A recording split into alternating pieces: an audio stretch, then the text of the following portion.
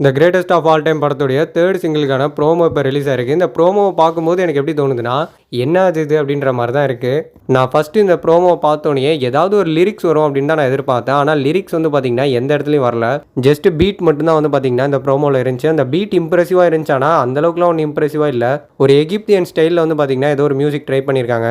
நான் கோட்டோட 3rd single வரப்போகுதுன்னு சொல்லி ஒரு வீடியோ பண்ணியிருந்தேன். அந்த வீடியோல வந்து பார்த்தீங்கன்னா, இப்ப தான் ஒருத்தர் ரீசென்ட்டா கமெண்ட் பண்ணியிருந்தாரு. அவர் கமெண்ட்ல என்ன சொல்லியிருந்தாருன்னா, "நீங்க ரொம்ப எக்ஸ்பெக்ட் பண்றீங்க பிரதர். நீங்க எக்ஸ்பெக்ட் பண்ணாதீங்கன்னாரு."